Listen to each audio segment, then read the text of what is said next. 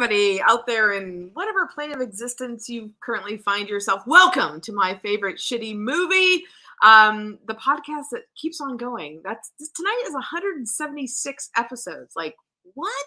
What is that? It's bizarre. I love it. Firefly only got like one season. I'm just saying. Welcome. We are here tonight. I'm so excited. And I feel like I have to clear the air. Tonight we are talking about George Romero's 1978 classic, by any definition, Dawn of the Dead. Yes, we acknowledge the title of our podcast is my favorite shitty movie. All three of us are here tonight to tell you we love this film. We think it's a masterpiece. A lot of critics will tell you this might be in that very small group of films that perhaps the sequel surpasses in some ways the original. Some people disagree. Some people say yes. I kind of feel about Night of the Living Dead, the first film, and this film a lot like I do Alien and Aliens, i.e. Sophie's Choice. I don't have to choose because #I'm me. I think they're both great in their own way. But the reality is that George Romero made the film we're here to talk about tonight a decade after his cult classic, Night of the Living Dead, which was brilliant, probably a Vietnam War metaphor, if ever there was one, very progressive. We had a black male lead who almost lived, but you know, things happen in cinema. And then suddenly 10 years later, he couldn't make a sequel. No one would make this film in the States back in the day. And so he had to seek out his Italian friends, let's say Dario Argento, who knows a little bit something about giallo and horror films, and we love him as well. He said, hey, here's the deal. Give me the foreign rights. I will help you get the financing since America's not ponying up. Some of us are independent producers in 2024, relate. And that's how we got Dawn of the Dead in vivid color. The color is so vivid, one could argue if the blood we're going to see tonight is orange or red, it doesn't matter. The important thing is that Tom Savini, back from Vietnam, created amazing special effects, practical work and makeup that really, I think, stands the test of time. And this is a film that, you know, comes out in 1978, or as I like to think about it, the year before Alien comes out. And he has some thoughts in America about consumerism. And a large part of this film is set in a mall. And there's something interesting about watching, I would argue, this film made in 78 in 2024. Hopefully you can rewatch it again if you haven't already. Malls are dying. America, maybe it's not our finest hour this November. We'll see if we really vote for democracy or not.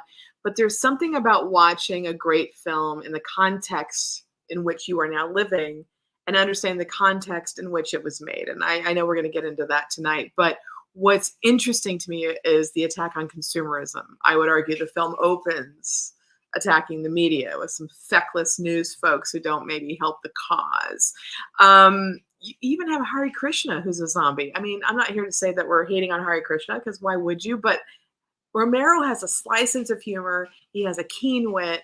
He certainly has all the gore in vivid color this time.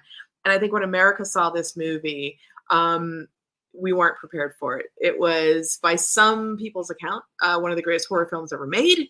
As I mentioned before, one of the better sequels ever made. It is hugely influential in pop culture. My cohort in crime, Todd Anderson, who I'm going to bring up shortly, he and I got really lucky because we live in Los Angeles. And just a couple of weeks ago, at the Orpheum in downtown LA, Movie Palace of yesteryear, we got to see this film projected on the big screen with Goblin doing their score live, and it just ratcheted it up. The violence of that was incredible. It was one of the best filmic experiences I've ever had. It's the first time I'd seen this film on the big screen. As a Gen X latchkey single kid, I was like watching this on video for the first time, so I'd never seen it projected, and it was incredible. Todd and I were very lucky because that night, Greg Nicotino and also Tom Savini himself were there in the audience, as was Goblin doing their soundtrack live. I want to talk about that, but before I get too much further into this, I want to bring up my my captain in mayhem, Todd Anderson. Tonight he'll be playing the role of Todd Burrell. Todd, bring yourself into this program. Hi. Hello. I wish I was Ty Burrell. That'd be cool. Then I would have been in this. Ah. Dawn of the Dead. Oh my God. You reminded me, Tracy, when you were talking about the 10 years difference. It's like one of these Dead movies came out once a decade when Yeah. you think about it. Because, you have the 60s and then the 70s with Dawn of the Dead, and then Day of the Dead is in the 80s. Yeah. But then it takes a long time to get to another Romero one. But then there's the remake of Night of the Living Dead that Savini directed, right? In 90. Yeah. Yeah, with Tony Todd, Yes. which was actually a really good remake, I thought. I agree. It's great. And they finally figured out the new version of Barbara, the short pixie blonde haircut. She's like, you guys, I think we can outrun them. Let's just do that. And you're like, welcome. You know, it would take Danny Boyle 28 days later and many moons later to go, I think they're faster, so they're more of a threat, but that's a different cinema. But Yeah. yes, the 90 remake was great. Yeah, it really was. And it played all those same themes because you were mentioning the consumerism of Dawn of the Dead. And that's the stuff I love about the Romero zombie movies is they're all making some kind of statement, but they work beyond that, like as movies. Because when I first saw Dawn of the Dead, I didn't think about consumerism and critiques and metaphors and all that stuff. I love this zombie movie and I love these characters trapped in a mall, like living in a storage facility. Just like for me as a kid, when I first saw it, there was a kind of nice fantasy element to that for some reason that I really liked.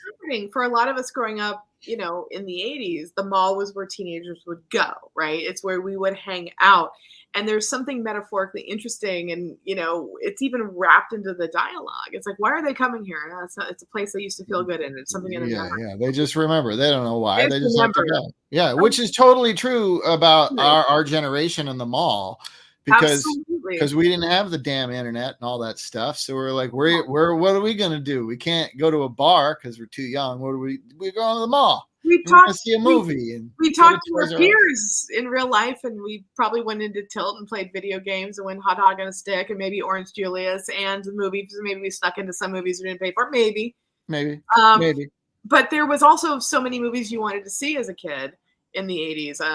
It was funny. I was taken this last week, I think last Friday.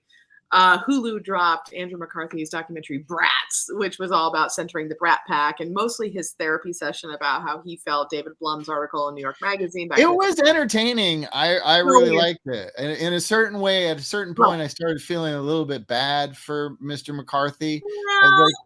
Like other people had worked through this, whatever it was. Yeah, and good for them. But if you're a Gen Xer, it was fun to watch. The movie and I'm a huge Andrew McCarthy fan. I loved Andrew McCarthy stuff. And he's also he's very sought after. He's been doing, Google Andrew McCarthy's TV work on IMDb. He's a very sought after TV director. He's done really well for himself. But it's interesting. But you also, the contextualization so much about the Brat Pack and multiplexes in the 80s, if you're a Gen Xer, was you went to the mall to see these people.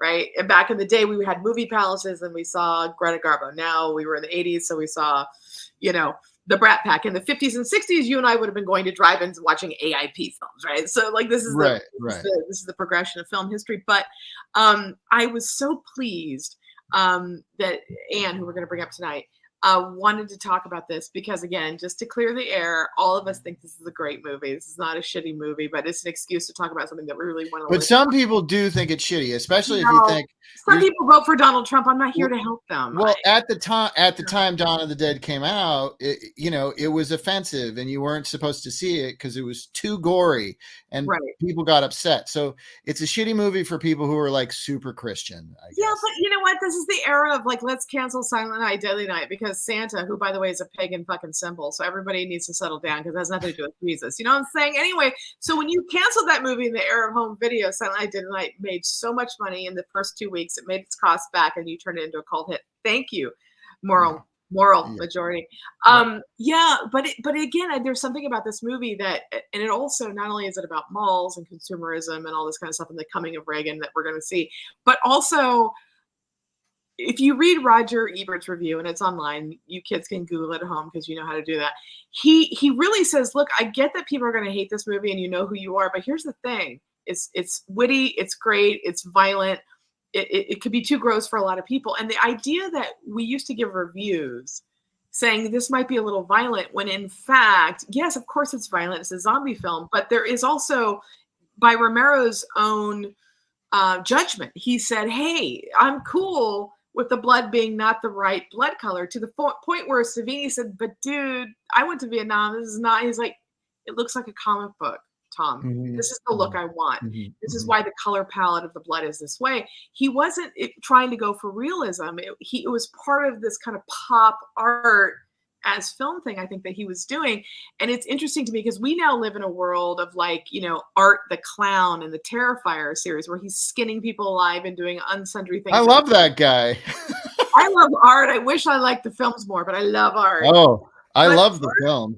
Art is great because Art has a sardonic wit that I think you would say is standing on the shoulders of what Romero is doing in For these sure. films. For But sure. his films are so violent and look real, whereas Romero's, there's still a little bit of a distance. So, but I think when you read, He like, did use real like animal guts for the like disembowelment sequences. which works, which, by the way, a year later, you know, in My Beloved Alien, Ridley Scott had like cow and seafood parts, and that's the face hugger, and that's what's blowing up in Veronica So Cartwright's face. stinky. It's so nasty. There's a texture and a thing that film picks up.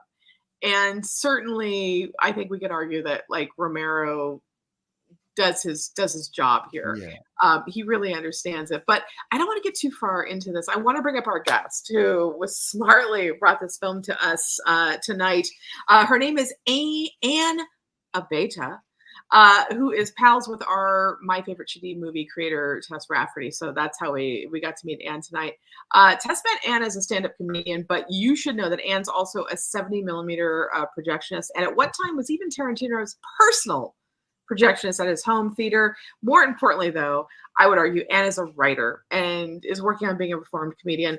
But tonight, as I mentioned, she's bringing us Romero's 78 classic Dawn of the Dead. We could not be more excited to celebrate this film and welcome Anne for her first and hopefully not last appearance on My Favorite Shitty Movie. And welcome to our little crazy program. Hello. Anne. Hello. Thanks for coming. Hello. Bringing that. Hi. Thanks for bringing that. Man, Dawn of the Dead. I have been getting so many texts, calls, emails from people. I'm glad you addressed the shitty movie because everybody's like, dude, that movie is so far from shitty. Yeah. And Yeah. I concur. So, yeah. So how's it going? it's going great. And I'm so glad you brought this. And it's funny because, as I mentioned, Todd and I just saw it in downtown LA's Orpheum I Theater did with not Todd. know that was happening. I would have been there. By the It way, was they're great. probably still playing. They did a free concert after the movie. I bought a T-shirt because I'm that person. So this is like, you know, Yeah. because what I really needed was another black T-shirt. This is my Michael Myers shirt. It's all good. But I thought I need the Goblin shirt. And Was it on film? Did they show it on film? They showed it on film with Goblin performing. No, it wasn't film. No, it No? wasn't. It was a video projection. I thought it. No, So, I thought it. Yeah, no, remember when it paused, like the whole Goblin had to stop playing because the I thought video that was machine actually they froze? retweeted it. Okay, but it looked great, and it was Yeah, really it looked pretty. great. It was about Goblin anyway. The It wasn't problem was that when they started it, they didn't have the soundtrack calibrated to how loud Goblin was. So the opening sequence with the newscasters being assholes, which you kind of read because visually Romero knows how to tell a story. You're like, yeah, they're dumb. Got it. But we missed the dialogue. And then it took them about 15 minutes to figure out how to calibrate because Goblin was there on the stage underneath the screen. I went up to one of the ushers and I asked her, I said, look, we can't hear the dialogue when the music's playing. Can you up the dialogue? And she said, no, this is a concert. Well, lower their mic. Lower their mic. Wow. She told you, Todd. didn't Yeah, she? I was out of line. Sorry, lady. But it was really fun. But I again, seeing it on the big screen, and I think the Goblin live thing just I mean, like our seats were shaking when the zombie Yeah. attacks were like visceral. It was like some And William I didn't actually need the dialogue. right, 'cause we It have was it just memorized. it was just one of our crew had never seen the movie at all before. Right. It was his first time seeing the movie, so I really wanted him to be able to hear the dialogue because the dialogue's really good. It is, but after we got through the opening sequence, they calibrated and they figured it out. But and we ask everybody who comes on the program, and what's fascinating is, again, as I mentioned, this is episode 176. Everybody seems to have a slightly different answer. You, how do you define a great shitty movie? And by way of that, how did you arrive at bringing what we all agree is not really a shitty movie to the program tonight? What makes a shitty movie for you? If you like a movie, you like it. Yep. That's it. If a movie connects with you, it's a great movie. And I feel like you just own that. If you like Showgirls, good for you. Yeah. Movie's hilarious. Like that's all. So to me, it's just there's no movies you don't. Yeah, there's no you don't have a guilt. There's no such thing as guilty pleasure. It's just right. pleasure. I definitely at one time thought, and then just if it connects with you, it connects with you. And sometimes it's a lower, but I don't like horror movies at all. Really? Oh, really? I hate them. No. So this counts as a shitty movie because it's in a genre you think is shitty. I don't know. I don't know. Some things just are. I don't try to explain them. A good movie's a good movie. It's a great movie. We were talking while we were doing the checks and stuff. The Friday the 13th that you have there, that first Friday the 13th is just a great movie. So I don't think that's a shitty movie. I just think that's a well done movie. Most of the horror movie firsts are great. I mean, Friday the 13th, prom night, that first prom night. I love prom night. Those are just awesome. I think the prom night franchise gets better as it goes. I don't know what you guys are talking about. I love prom. Well, I have a Jamie Lee Curtis problem, which is to say, if she's in it, I pay to see it. It doesn't matter. She's made really bad movies, which she acknowledges, and she's made really good movies, which she's won Oscars for. I don't care. And when that lady finally won an Oscar, never been nominated before, and here she is, the daughter of Tony Curtis and Janet Leigh and all this kind of. They never won Oscars, and when she got up there, and the first thing she did when she got her Oscar was thank all the fanboys and fangirls. She's like, I have a career because of Halloween. I have a career because you guys watch horror films. And I felt like there's always a ghettoization because I do love, Todd and I love horror. We love all that. And it's usually like porn horror. And she somehow said, I see you. I thank you for supporting my career. So someone would even think to say, do you want to work with Michelle Yeoh? And she's like, why the hell wouldn't I want to work with Michelle Yeoh? Goddess. You're right. But like the idea that she did that was like, I understand why people love horror films. And I'm here because of a horror film, not, as much as my parents. It's like, she's good. There's a lot of Nepo babies who don't go on. She got in the door, but then she rocks. But I also feel like if you look at the range with Jamie Lee from like Fish Called Wanda to Everything Everywhere All at Once to True Lies to any of the Halloween films, lady has range and is really amazing and has stood the Trading Places. She was great in Trading Places. Trading Places. Like I just feel like, but I feel like horror, probably because it's low budget, it's not star dependent, and if it's just really good, you'll find a wider audience. It allows actors, writers, and directors sometimes to move up. It's very hard. I mean, again, the Roger Corman of it all, R.I.P. We lost the great man recently, right? But most of the 70s auteurs and 80s started off in grindhouse movies that were made, right? So it's whether it's Ron Howard or Demi or Coppola or Scorsese or Cameron or Dante or John Sayles, they all started there. And here we are. Like, what do they have to do? Give people a chance to show they have talent. And then sometimes they go out of genre. Sometimes they own genre. And I think with Romero, what's fascinating, just bring it back to the film we're here to talk about tonight, is that this is a guy who literally cut his teeth working on Mr. Rogers' Neighborhood. And, that was one of his first professional gigs. And he saved up all his money and made this little cult film, Night of the Living Dead, that's so brilliant. There's not a Halloween that's gone by where it's not playing somewhere for And his producers fucked him out of the copyright. Right, which is why he didn't own it and didn't reap the benefit. And why there are so many terrible DIY movies called Night of the Living Dead. Right. There's so many bad ones. But I love that a decade later, basically, he got to do Dawn of the Dead. And I don't think he and Cameron are similar filmmakers in some respects. In some respects, they are. But there's something about Terminator in 84 and Terminator 2. And there's something about Night of the Living Dead and Dawn of the Dead. 10 years later, you get the budget you wish you had here and you make more money. Whether it's better or not is up to the viewer. I think they're both gorgeous in both metaphors. But talk to us a little bit about the timelines in Terminator 2 Judgment Day don't make sense if you think about them. But there's nothing that doesn't make sense. Well, time travel allows you to make that happen. But I was gonna say, Anne, for you, when did you first see Dawn of the Dead? As someone who has admitted you're not a horror person, I have never seen this one on the big screen.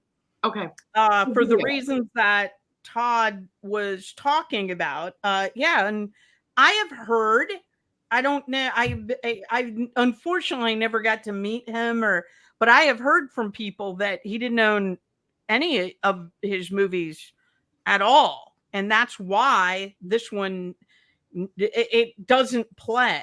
And if it does, it plays digitally, which is why I asked you if it was on film or not, because my understanding of it was that George gets a cut if it plays on film, and he had such a bad relationship with the producers of this film, which I don't know why. I just know he didn't benefit. But this was 78. It was a co-producer situation because he couldn't get anybody here to fund it. So Argento stepped in and said, I own international.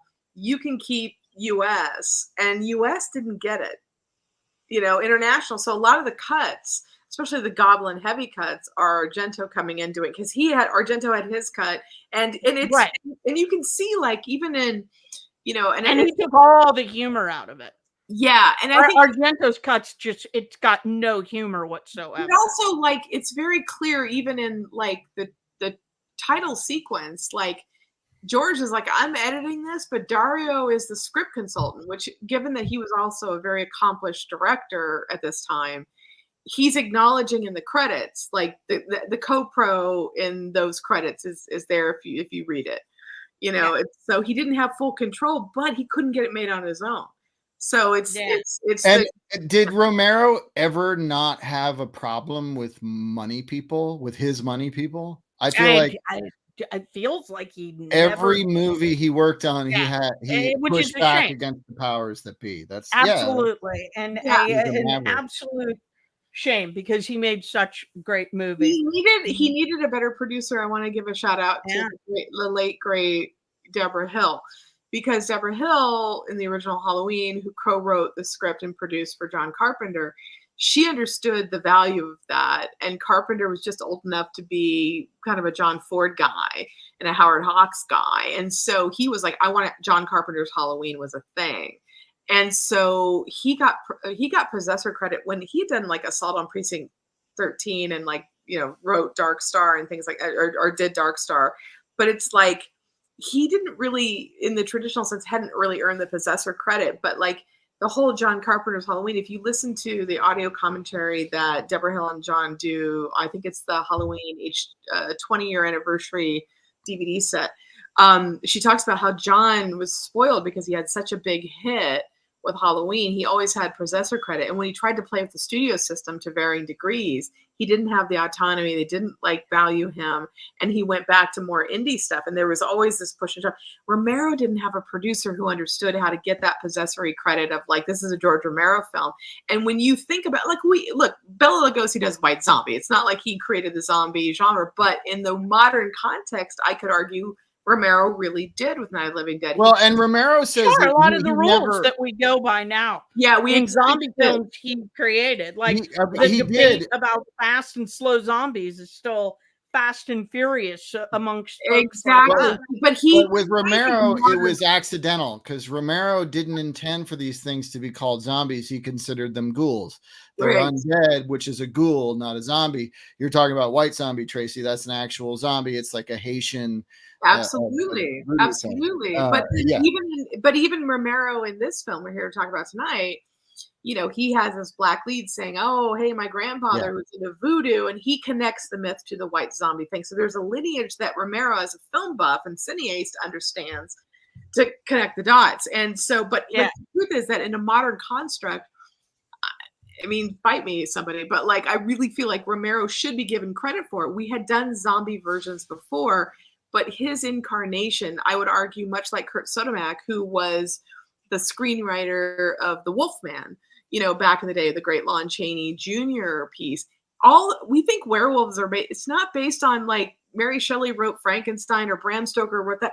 Kurt Sodermack, that screenwriter, created the rules for the werewolf myth. Like, whoever is bit by a werewolf and lives, he himself will become a werewolf. Yeah, these Right? are the rules. That's Yeah, I right. think people Silver that- Bullet, The Star, because you had Kurt was like, his family was escaping from Hitler's Germany, and he wrote this. That's why there's a star. I mean, there's all kinds of coded stuff in the werewolf mythology, but he created everything that we now think is canon, as the fanboys would say, for werewolves. And I think you can make the same argument that Romero did that for zombies. I think you can. I know that most of the people I talk to that know movies, who know film, and who know the history of film always give him full credit. Yeah. They give him full credit for the rules that we have in regarding zombies. Everybody stands on his shoulders.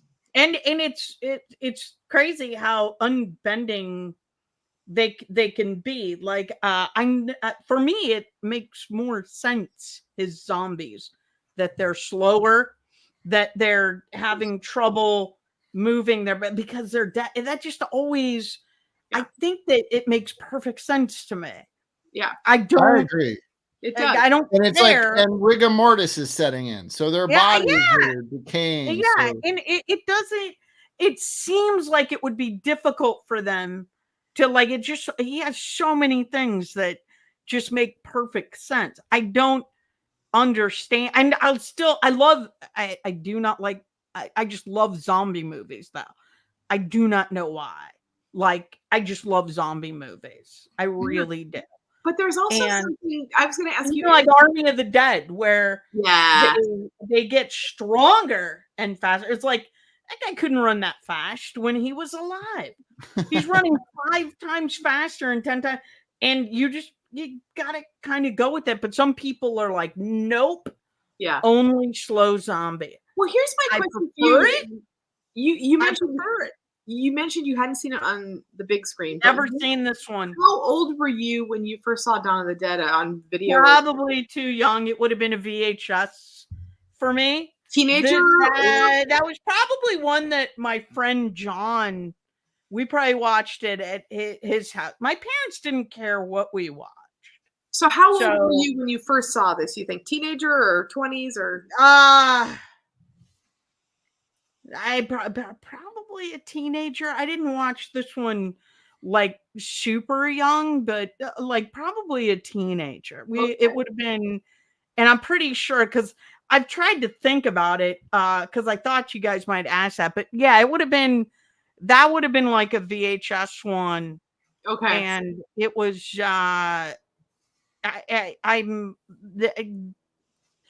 I think I'm probably the only person in my family that likes this one too. Like, I love zombie movies like crazy, but do not like horror films. And was Dawn of the Dead your first zombie movie as a non-horror person? As a matter of fact, I think Night of the Living Dead would have been. And I don't like Night of the Living Dead as much. I like it, but I don't like it as much. Dawn of the Dead is my favorite, and then that's quickly followed by Day of the Dead. but Yeah. I like Dawn more. For me, the best part of Night of the Living Dead is the end. Yeah. That end is Yeah. it's haunting and as good as anything that was like in the Texas Chainsaw Massacre to Agreed. me. I like that ending is so like shocking and Still shocking. it's the best. Yeah. That ending is the best. But this one I prefer the theatrical cut. U.S. theatrical. Did we get a question? I just Question. yeah, I know David was bringing up like a really good point in terms of his commentary. Hi, David. Yeah, it's like it's such a classic because how the original was focused on the change in the world, the civil rights movements. I mean, Romero has talked about again. We cannot. Again, we're in 2024 and everyone gives lip service to all kinds of thoughts. But at the end of the day, when Night of the Living Dead comes out and the final person is a very smart Black man who is like fighting the system, like that is still super progressive. I mean, there's a bad joke because but did he do that on purpose? He did, that and he talked about that. A lot of people said that he didn't. Like I thought the same thing that you were talking about, Tracy, when we were first coming on about how it was brilliant, how this how the mall was a comment on society, and it was like this is a brilliant statement on like economy, culture, and just shopping more than you need. And my friend was like, his friend owned the mall. He shot there because it was cheap. He wasn't making any comment. He was just smart enough to keep his mouth shut when people went, this is a brilliant point he was trying to make. He just went, oh yeah. But he got and so how do you feel about that? Because I've talked to some people who don't think a lot of the things. Same with him putting he was one of the first people that put that he had a Black lead, an African American gentleman in Night of the Living Dead, and when asked, it was like that was the best actor he knew. That guy, and he is the best actor in Night of the Living Dead too, by the way. He's really good, and he just knew him. So I think he gets credit for some stuff where it was just like he was smart enough to just not talk about it. He wasn't trying to do that at all. He was just like, come on, that was a crazy great location. How fun to shoot something there. I wonder how many filmmakers do the same thing and make a big deal out of something that only they can say is true or not. I just wonder that. I wonder that a lot about Ridley Scott and the fucking unicorn and the director's cut and all that. I wonder about these guys, and I think sometimes they're just like, well, they saw the shit in it that I didn't, so I'm just going to take the ball and I'm going to run with it and turn it into a franchise. But also, I mean, Romero did talk honestly and openly at the time. Like, he wasn't trying to, like, change foreign policy or anything, but, like, with the original Night of the Living Dead, he did talk about it as a Vietnam metaphor. And you were correct, like Tom Savini, and I'm glad you mentioned the blood. It's so bad. I mean, the color is so orange. But with Night of the Living Dead, because he was talking about a Vietnam metaphor, the reality, whether this country wants to admit it or not, is that, we had a, conscription process. We had men that were, drafted into war, but somehow it seemed to turn out that a majority seemed to be our Black and brown brothers who were sent off before a lot of rich guys who might have had bone spurs. They could run around a baseball field, but they couldn't run around the jungle. It's weird how that works when you're rich, right? Not pointing out anybody who's orange, of course, but I think Romero was sensitive to that. And it's a very deliberate choice. You can say, this is my best actor, but the reality was, if you're making a movie in 1968 and you're dealing with Sidney Poitier is now a hot movie star, and you choose to cast that person, it's not so dissimilar to, again, Ridley Scott in 1978 filming, but comes out in 79. Alien, because the original Dan O'Bannon script for Alien, everyone was gender neutral. It was Ridley who said, why can't Ripley be a woman? Because the first person they offered the role of Ripley to was Paul Newman. He's like, are you insane? I'm not going to space. Fuck you. And so then Ridley's like, it could be a woman. No one will see that coming in 78. And so what seems progressive by modern standards, because someone was a great actress who gave a great performance and owned the film because it was a great role, it might have seen as a gimmick, but the reality was it made a difference. I would argue everything. It absolutely did. Yeah. Pam Grier was doing it before Laurie Strode and Ellen Ripley. You know what I mean? And that kind of progressive female. Oh my God.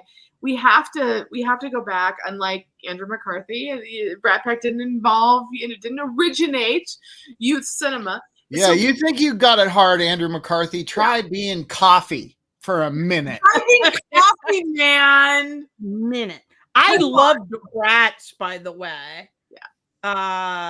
Oh wow, I did not know that. Thank you, David.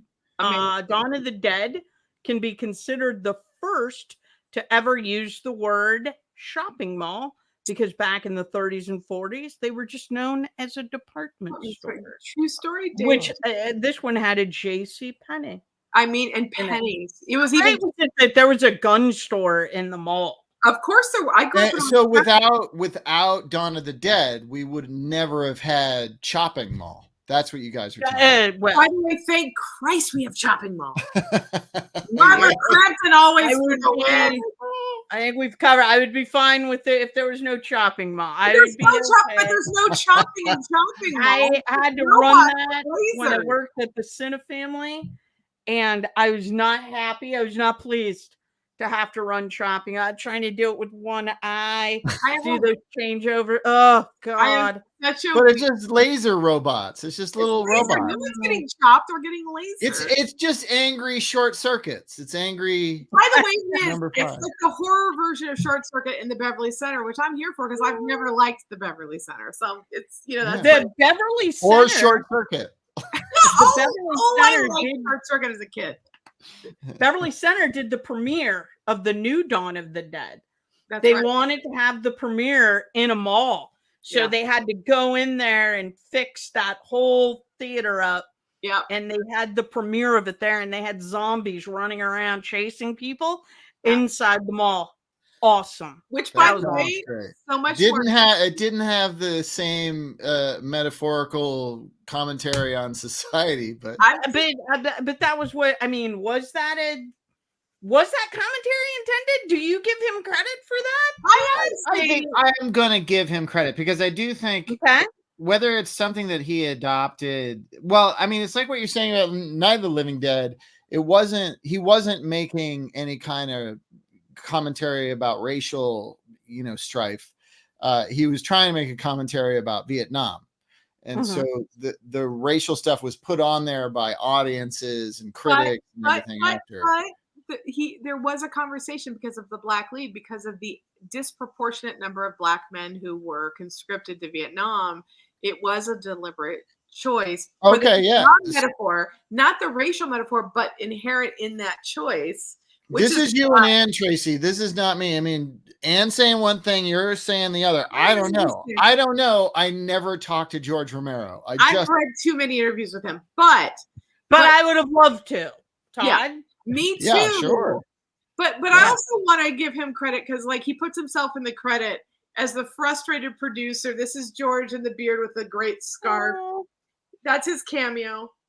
Yeah. Hi, George. So we love the George. Okay, so let's do this in case the kids at home haven't seen it recently. Run us through what is the plot summary as much as you can about Dawn of the Dead, the 78 version.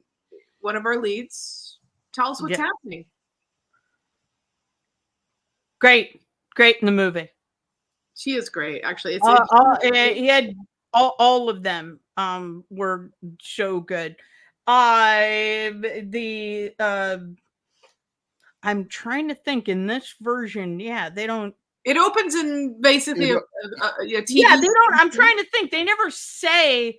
They just say that there's a virus, right? They are.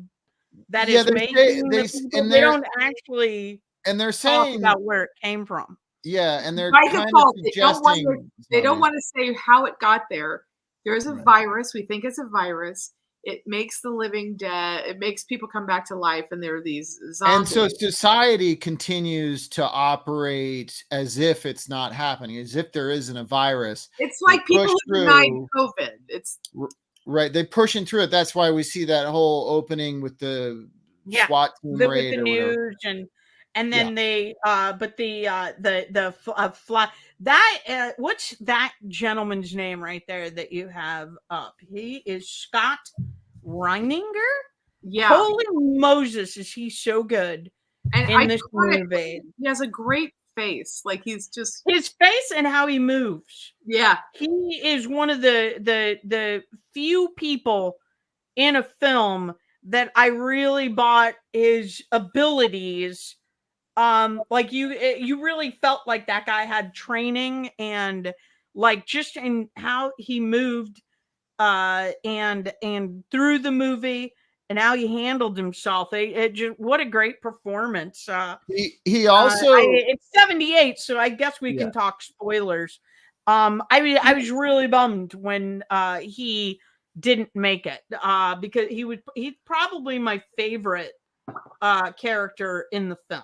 But he here's one thing I like about this movie, and it's not just his character, but when the characters, like in this opening sequence, they're shooting people. As far as they know, they're shooting people who are Yeah. fighting back Look against them. Look at the And you makeup can on that, see like peeling off. he's emotionally hit by these killings that he's doing, and I just find that interesting in the first act of this movie where there's so much gun violence and all this stuff. You see characters who are committing the violence having actual reactions to what they're doing, and like Yeah, he doesn't absolutely. want to do it a lot of Yeah. the time. He just has In to.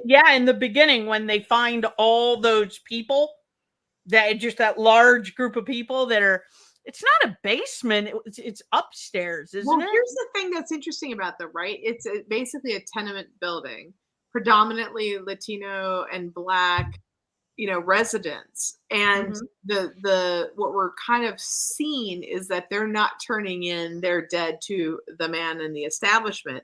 So you have predominantly like white guys who look like our lead coming in, replete with like racist white cops who are blowing people away before they know what's going on. That's evergreen. But there's something interesting about our guy, who's the lead, who then partners with a Black lead. So let's again give credit where credit is due. Like, 48 hours doesn't come around until what, 84 or something. Romero is like, let's partner him up with this badass that Todd just put up there, who might remind you of Ken the movie Foree. Is that how you say his name? Foree? Foree, yeah, who might Yeah, remind you of the That's male how I say it. from the original film. And there's a point where even like our Black sniper guy, our Black lead says later in the film, the zombies are here because they are us, which is an indictment. He's like, my grandfather Voodoo said, when hell is full. I can Yeah. show you that very scene that you're talking about, but Show the before we do scene. and move into that, I just want to put this still up because I think this, for me personally, this is very important. The first time I saw this movie, this was the first thing that completely fucked me up. I was like, that's fucking disgusting. Nightmare inducing. It's so awful. This Yeah. bite is just so genuinely gross. There's some Savini. really great effects in this movie, and that is the first one.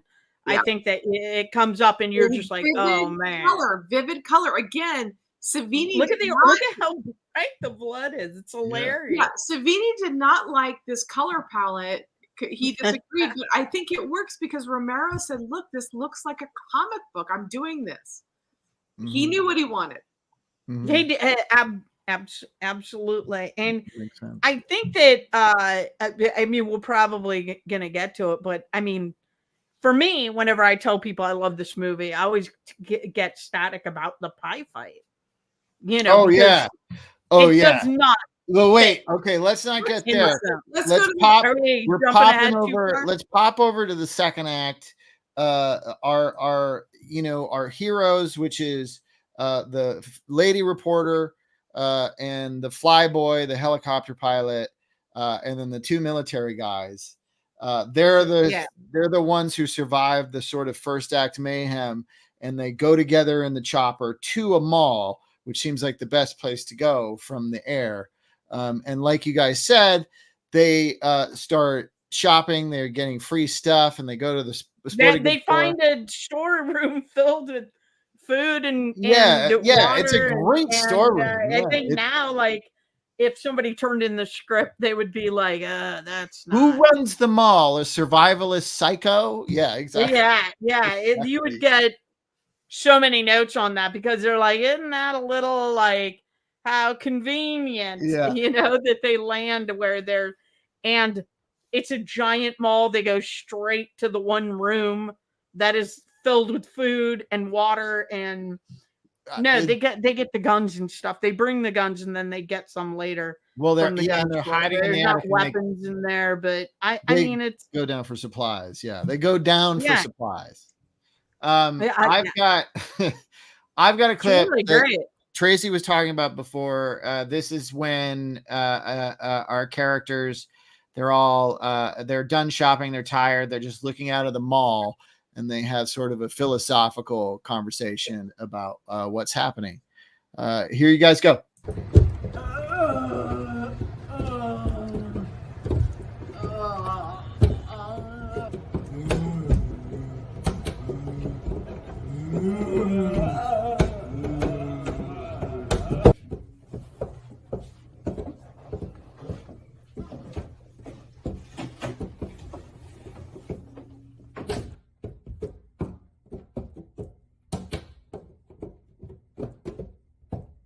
They're still here.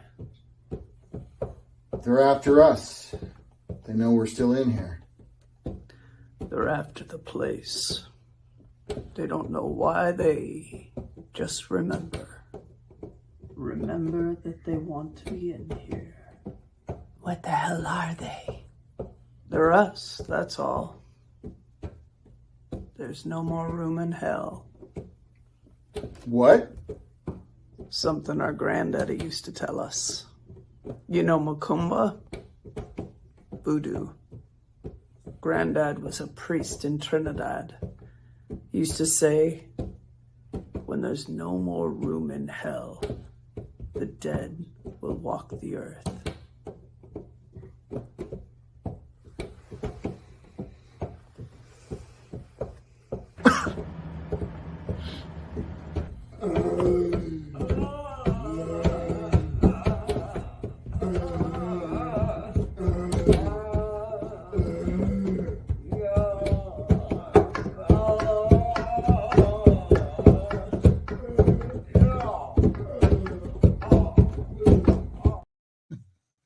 So good.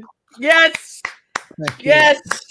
Oh my God, the breath. Hillary breathed. That's it. I was just about to say. That's why I kept on that shot for so long, because her breath. So good. And the best tagline of almost any movie. That was like the great tagline, that when there's no more room in hell. Yeah. Still to this day, very few movies have had that great of a tagline. It's so, so oh my good. God. And a tagline in the dialogue is rare, and when it's in it, and it's often not done right. But here, I thought it was. Calls attention to itself or seems forced in. This was like, I think it seemed like it was just there. But that's, and then they watch it and went like, "Oh, that's good." So great about this movie, because Todd's 100% right. Because you don't usually quote dialogue because it's usually not great, or you don't want to give things away, or it's not like a soundbite or whatever. But I think the marketing people on this movie looked at that, and that monologue that our lead gets. Yeah. I was like, it's such a good that's monologue. the poster tagline. No one in Alien is like, "Hey Ripley, in space, no one can hear you scream." That's not a thing. It's one of the best posters ever and the best taglines ever, but it's not a line of dialogue. To Todd's point, this movie, you're like, Okay, It that's should have been Yaphet Kotto at some point during Alien should have said that. That's I all I'm just saying. I'm just saying that, but to Todd's point, because he's right, it doesn't really happen very often. And because the dialogue is so good, because hashtag George Romero, if I'm a marketing person, I'm like, I'm gonna take his line and that's the poster. My Yeah, work is yeah. Yeah. That's what happened. Yeah. My work is done. yeah, My work is done. Thank you, great. George. And it is. It's definitely up there. I think. I mean, I one of think the- that has to do too with like indie films and how indie marketing works versus studio marketing. Because basically, the studios have the movie marketed before it's been shot. Or they won't even green light it anymore Yeah. until they have the marketing. I literally, when my I won't name the names, but we had an amazing movie star, we had an amazing director, I had an amazing comic book, and I was working for Gail Ann Hurd, and we had pitched the then head of New Line, who was not named DeLuca, so you can figure that out. And they loved the pitch, and they're like, "This is amazing. This seems great." It was a female lead who happened to be Asian, and that was the hiccup. And then the head of the studio at the time said, I have to run this by marketing to see if we can buy it. And I said, but you run the studio. You should be telling marketing. This is over 20 years ago. Yeah. Even 20 years ago, they're like, female, Asian, there were 3 people and 2 helped New Line. And I was like, we waited to hear from the head of the studio what his marketing thought before he could say yes or no. Yeah, I remember I can't remember who said it. It's like a director in an interview, or maybe it was a stand-up comic or whatever. But the concept of like, I have this to sell, and a marketing person saying, I can't sell it like that.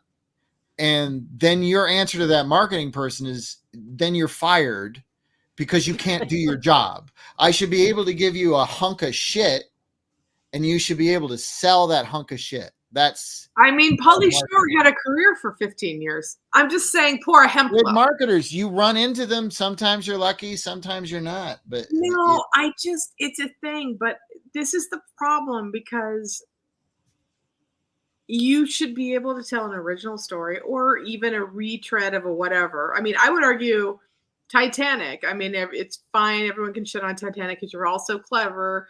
But the reality is it's Romeo and Juliet, and it made like $1 bazillion because it emotionally registered with the world.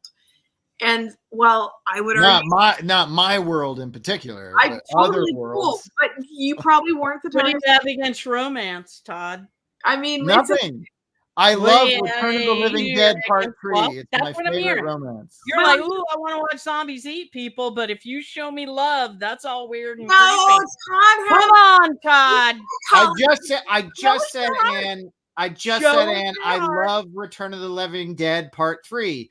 That is a Romeo and Juliet movie with zombies.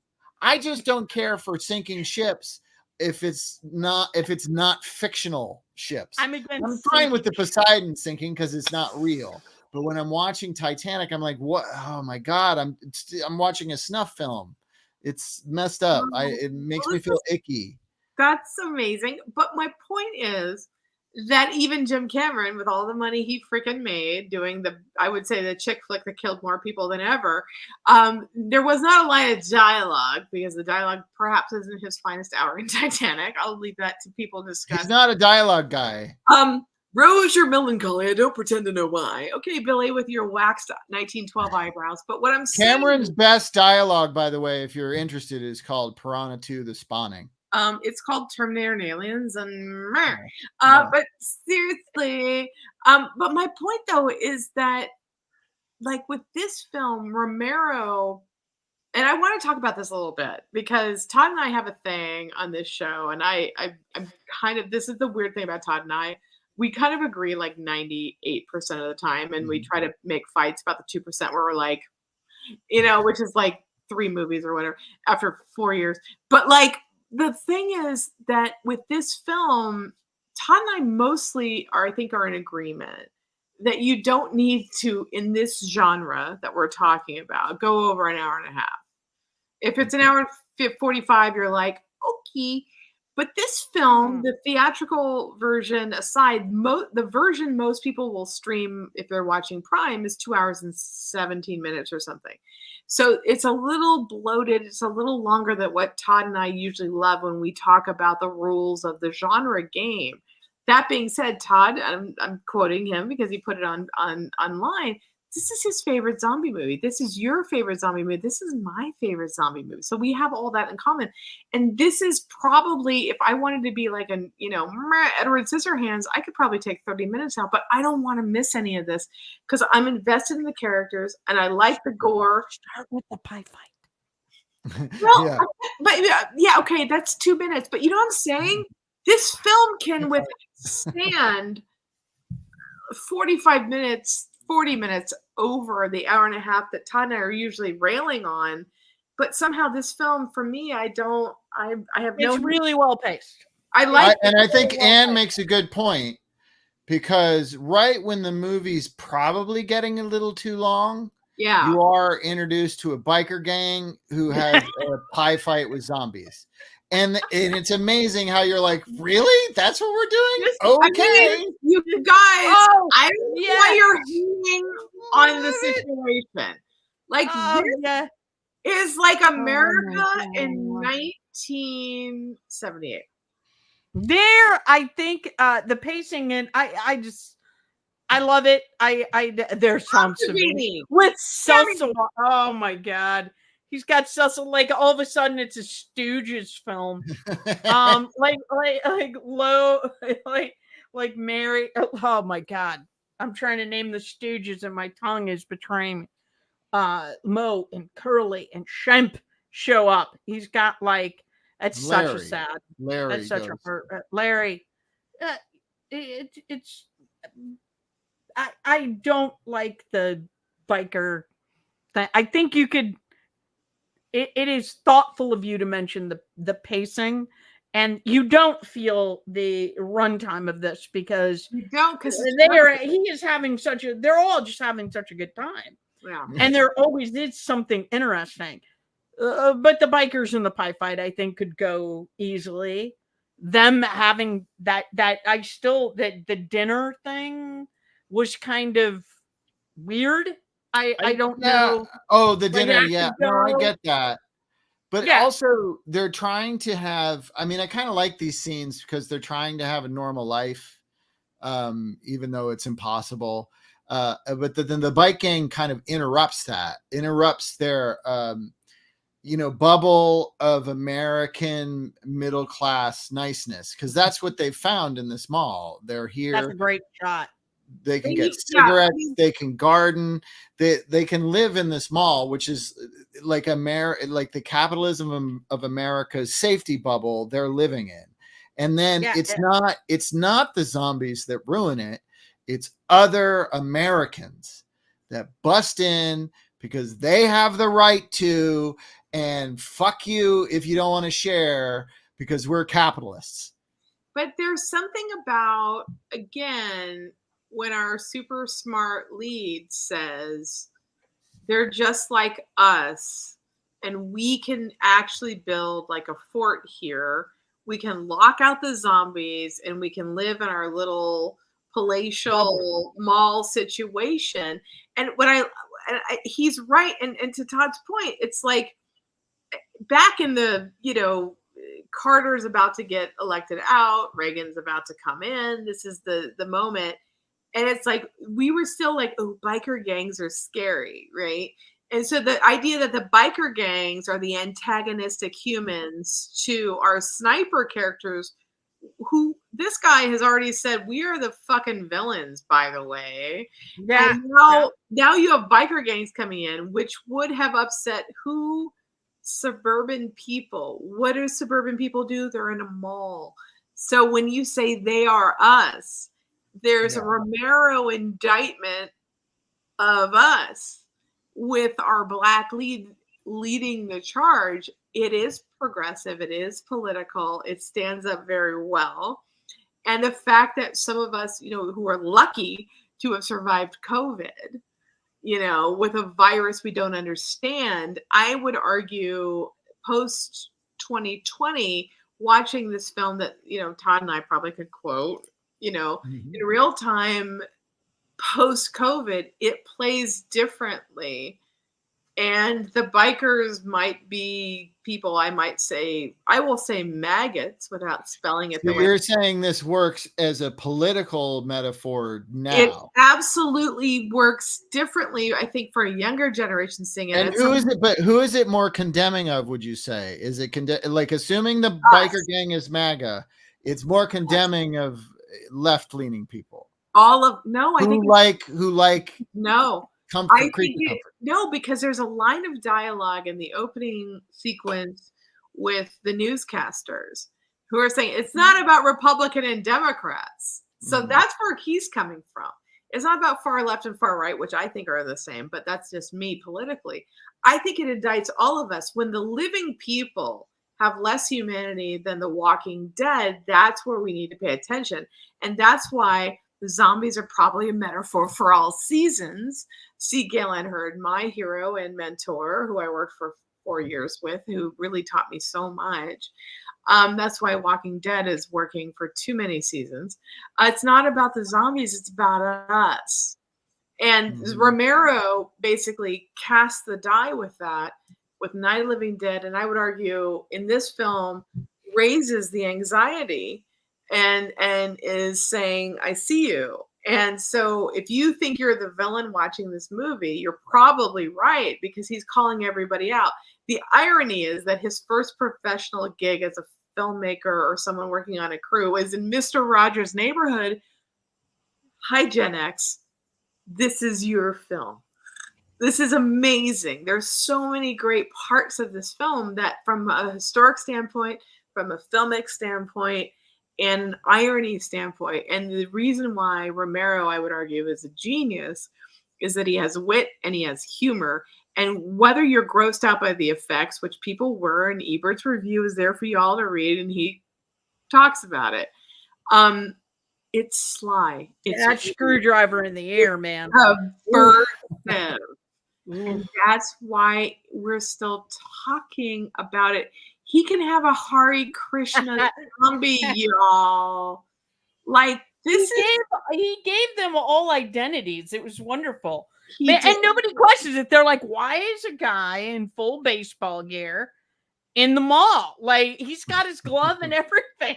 Like, there's a lot of it that doesn't make sense. But here's There's the thing a ton that's of it cool. that doesn't make sense, and it's still great. Here's the thing about, and I wish I had a still from that moment, but I wasn't smart enough to take it. But it was something upon rewatching it that kind of moved me emotionally. And I think this is where genre works, when it hits you emotionally, where our female lead is pregnant. That's a big plot point. She's like, but she has a scene where the blonde white lady is like, I'm pregnant. I will not be treated differently. I want to be read into everything. I want to learn how to fly this helicopter, because if you fucking die and you fucking die, I'm getting out. And here's what's happening. And you read me. And I'm like, that is so progressive. Yeah, it's great. Major credit. But it's this thing though, where you're like, that's revolutionary back then. It still plays strong today. And so, because we've seen Sigourney and Jennifer Jason Leigh and Pam Grier, don't discount how progressive the political statement is with that blonde lead calling these guys out. You're like, and then with no training, they hand her a gun. She's like, I will not be left without a gun. And then they give her a gun with no training, and all of a sudden she's like Chris Kyle, she's a sniper. And I'm like, okay. And she saves our stupid white lead who makes bad decisions time and time again, because she can He does. amazing. Yeah. Progressive. It is political. Yeah, very, very, yeah. And I personally love in movies when people don't make just stupid choices. Yes. Like, there's sometimes where some movies can be plagued by that, where it's just like, well, these guys are just making bad decisions after bad decisions. I think horror is plagued by that, but like recently I've come to realize that horror movies, so many of them don't exist without bad choices. So I've accepted as an audience member when I'm watching someone make bad choices, just doing this and be like, no, fuck, and still liking them anyway, because we all make bad choices. Absolutely. What Tracy just pointed out is a great example, because she's right. The guy, Scott, he plays Roger, right? He makes bad decision. Most of his decisions are bad or put them in further jeopardy. Right. And that's okay. That we all know some people like that. A lot of his decisions are. But she's smart. But She's let- like, when A somebody lot of says his that, decisions everything are that she emotionally points out, driven. You go, yeah. But let's You don't want to be stuck with one guy right. knowing how to fly the helicopter to get you out of there. But let's reduce it down. Let's be reductive, because hashtag 2024 America, and Trump maybe could win. I hope not. So if we're going to be dumb, let's just be really clear. Let's give the 1978 horror film, because George Romero is a badass, a little bit of props. So we've got this guy who makes bad decisions. And I love this shot because you've got the white guy who you would front back in the day with his little dirty, hairy wannabe weapon or whatever, but who's got his back behind him, right? Yeah.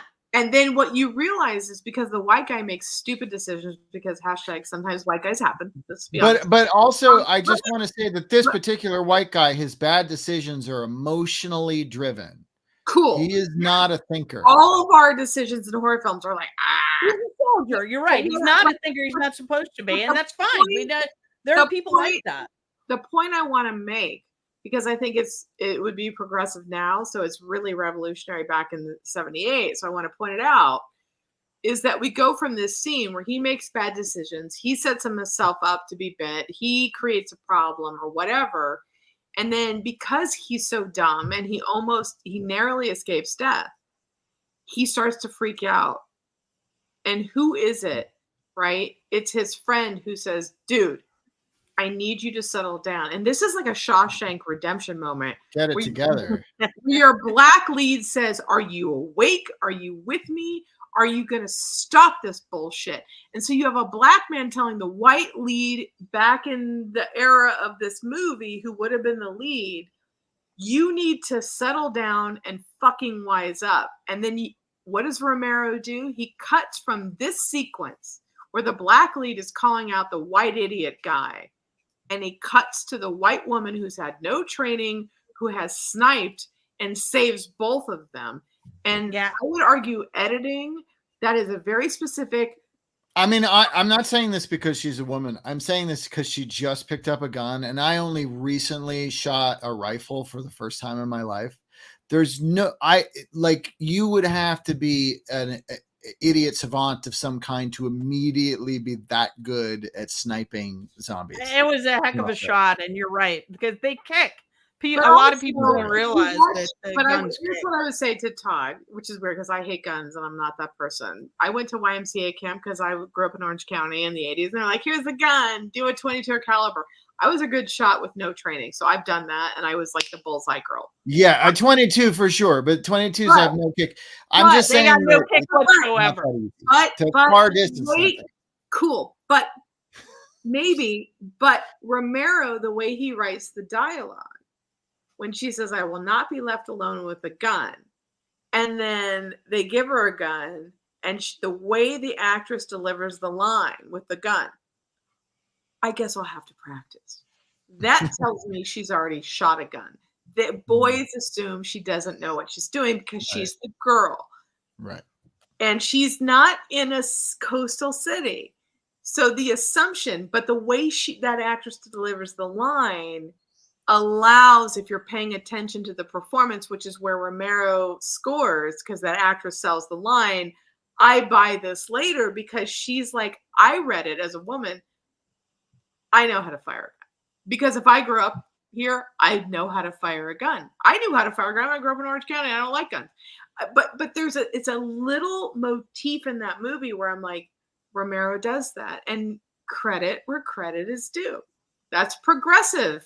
Very much so. Yeah, sure. Absolutely. It's cool. It's a cool. And she's not helpless at all. That time period, no. 78, a lot That's of the why time, she tells women him were she- in film just furniture. She wasn't helpless. She's pregnant. But yeah, she's and not she doing tells it. Flyboy she won't marry him in And she's this taking situation. care of this guy who they know is going to turn on them and create a problem because she's about giving life and saving life. Yeah. That's interesting given the Very much so. constraints of this genre. All right, we got Yeah. you guys. We got to wrap up our Dawn of the What? Dead discussion so we can get to our end segments. Where You didn't Can I just tell me point what out your one thing favorite I kill. really want to point I out? thought we were going to talk what's your about our favorite? Okay, kill. that's perfect. And what's your favorite kill? Oh, I didn't know this question was going to come up.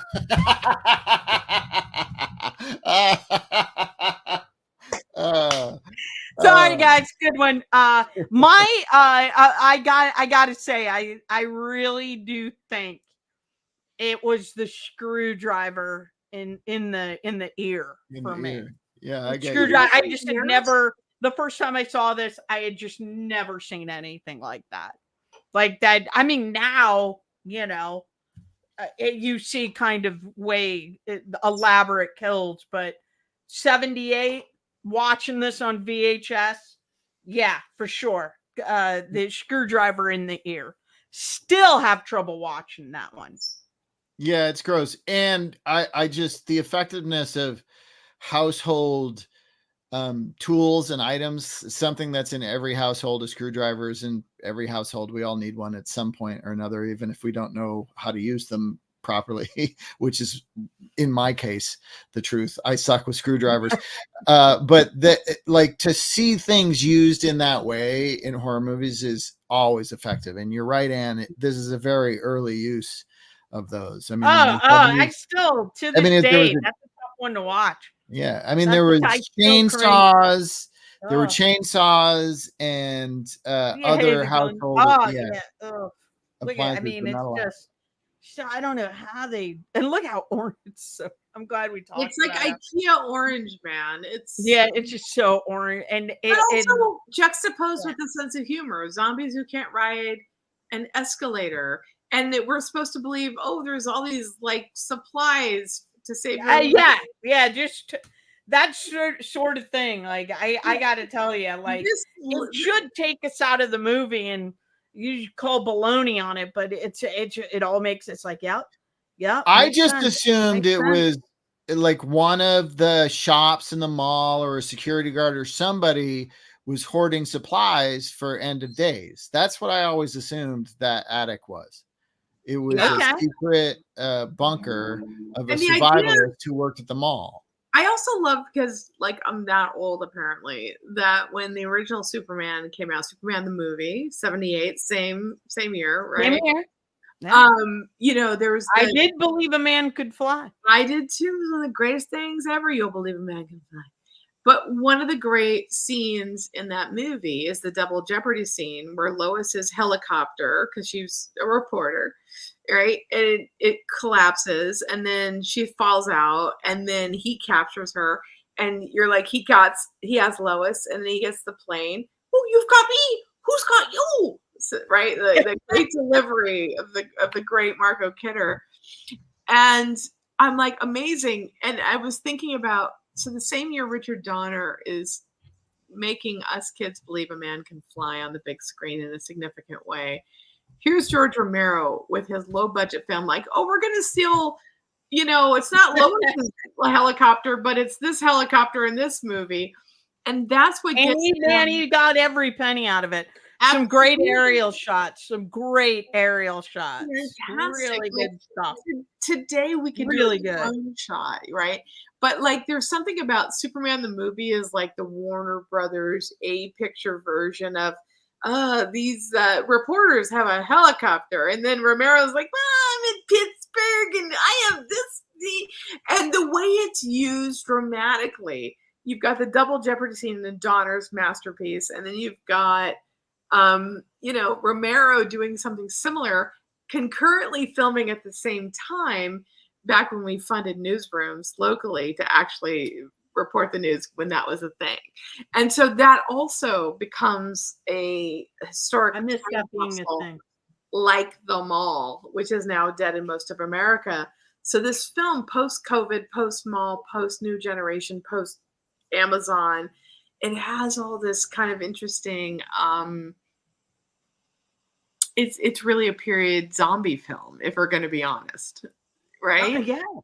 Yeah, it is a period. I mean, I zombie was film. looking around the mall. I hadn't seen this in a while.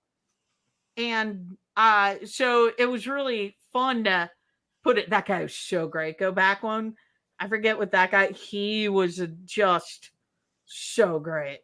And this So is 3 great. years before Snake Plissken with the iPad. Oh, Like, I'm God, he Carpenter, and this is how we He's say just got an eye patch. It's never talked to. It's so good. It's such a good movie. But also the humanity in this film, where it's like the guy that we think we love, even though he's a dumb white guy, we want to save, and they're like, we're not going to kill him. We know he's going to turn. We're going to keep him alive. We're going to give him morphine. We want to make him comfortable. You know, the wimpy guy is like, I'm trying to fight against the greater thing. We're going to rob the bank that's in the mall. But the truth is, money doesn't mean anything. And I think that's also, it's a consumerism movie. But at the end of the day, the world's over. Money doesn't mean anything. And by the end of the film, in that bloated second act, they're gambling with real money, but like there's no money. Bloated second act. How dare you? How dare you? I mean, what they do? Give me a haircut. I have a.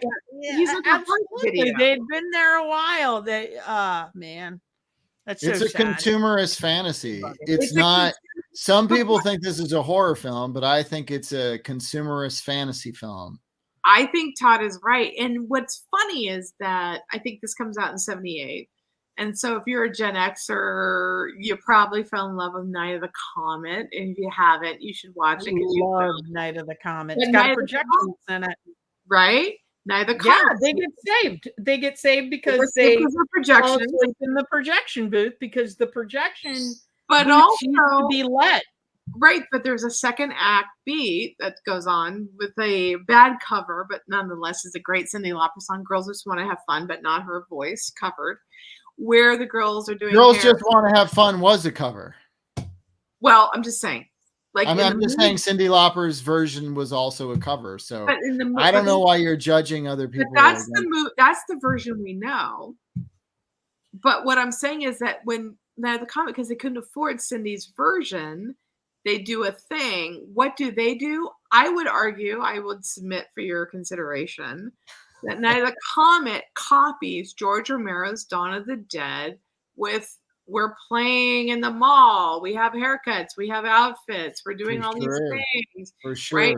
So it's like Night of the Comet, I think, quotes, not zombies in the traditional sense either, but Night of the Comet quotes Romero's Dawn of the Dead in the mall. I think you would have to, given that is a definite consumer culture film. I think, but I think Night of the Comet is more of a consumer culture. I think it builds on. I really do. But I think you're right, but I think it stands on Dawn of the Dead's shoulders. So if you're a new wave Gen Xer who's a little younger than me or my age, you loved Night of the Comet then, but the sequence, I absolutely do. The sequence of Night of the Comet is quoting Romero. So I want to say I love Night of the Comet and I love them because they're quoting Romero. And it's okay to do that, but like let's connect the dots because that's an amazing movie too. Yeah. I love it. Yeah. I love that one. Yeah, it's really good. All really right. good. It's 20 after 7. We gotta do this, Tracy. We gotta do it. What do we have to do? We got to do Be Bad or Be Best. It's one of our end segments, and this one, both Tracy and I will present a title to you, a movie title, and it's up to you to decide. I want to talk about Dawn of the Dead. we're ratcheting up the stakes. This will be interesting. Barely touched on the my favorite. I know. We could talk for days, honestly, about Dawn of the Dead, but we can't. We have to do Be Bad, Be Best. So we'll present titles to you, and you tell us if they're so bad no one should see them, or if they're so awesomely bad everyone needs to see it. If you haven't seen the films that we're talking about, doesn't matter. You can judge the poster art. You can Okay. judge according to what you've As heard you about it. should. As you should. I don't know if you can see this, but this is a terrible poster. Yeah, that's totally fair. That's Fair. what we're going for. You want to go first, Tracy? Okay. Okay. So I Be Bad, Be Best. I tried to go. So Be Bad. It's so bad, not worth watching. Be Best. It's actually so bad. It's kind of delicious and awesome, and you should watch it. I was trying to go on a zombie theme, and I was actually super curious, and what you would think, and also what Todd would think, because somehow he and I haven't spoken about this title, which came out a couple years ago, and I have to admit I didn't see it until last year, so I'm behind the curve. This is Jim Jarmusch's "The Dead Don't Die." Dead don't die. Yeah, you've got Um, Adam Driver. You've got a who's who of everybody. I did not like that film. I would tell people do anything else. Just do Anything, be anything. bad. Be Do bad. your dishes. If dishes are in the sink, do those instead of watching the dead. And I love Jim Jarmusch. I just think this was. I felt like this was just a miss. I think do anything. Ooh. Why Yeah. did you think it was a miss? I just didn't. I didn't connect with it. I thought it was. Okay. Thank you, Jeff. Hilarious. Jeff, it's nice to meet you, sir. Jeff, you're my favorite.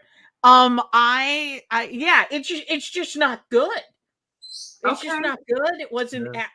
I love zombie. I saw this opening. I couldn't wait. Jim Jarmusch, Adam Driver, zombie film. Oh yeah, no, do anything else. Okay, Todd, thoughts? I mean, for me, it's a Be Best because there aren't any other Jim Jarmusch zombie movies. It's the only one. And I find Jim Jarmusch is one of those indie directors who have their like sort of signature stamp on their movies that if you tell me I don't do Jim Jarmusch, I'm like, get it. I get that and I respect that. The same way I don't do Wes Anderson, and I don't care how much you love Wes Anderson. Don't tell me to watch a Wes Anderson movie because I don't do Wes Anderson. Todd, you're getting in my grill a little bit. I didn't I'm sorry. a Wes Anderson. I'm feeling a bit attacked. People love I Wes am Anderson. feeling I a bit just don't. I'm a Jim Jarmusch guy. I like his weirdness more than Yeah, Wes he's Anderson. wonderful.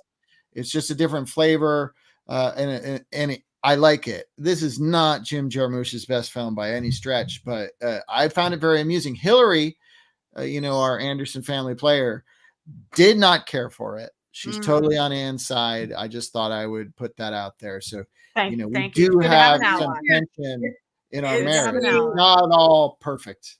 It's a controversial choice, which is why I bring it up. No, it's good. I felt a little guilty because I didn't see it in the theaters, and I was excited to see it. And then I think I was on location, and it wasn't in the theaters long enough to see. And I was like, meh! And then I finally was like, oh my god, it's coming up in my algorithm. So I watched it last year with Kim, and I was like, I love this movie because I thought the reason I wanted to put it into this, I'm going to say Be Best because I love Jarmusch as well because I feel like I grew up loving his indie stuff. And I really enjoyed the movie because he had a who's who of the cast, Jeff. It's a great cast, no It's doubt. a great cast, which is why you have to watch it because like the cast is doing everything awesome. But what I was surprised by was I thought it was funny and I thought it was a comedy. And the Jarmusch films that I don't like, I feel like are slow and humorless. And here he does a genre movie, which is not his thing. And it wasn't slow, and I thought it was funny. And I really liked it. And Dana Guerin, who's a friend of the program, who's been here for a lot, I was like, oh my God, Dana, you and I have never talked about this. I was texting her, like, did you see this movie? Because I thought it was really funny. And Dana said, oh my God, did you see this interview? And she sent me this interview. And I didn't because I was on whatever location I was on. So I missed it. And Jarmusch basically said, just to give context, because that could or could not be important.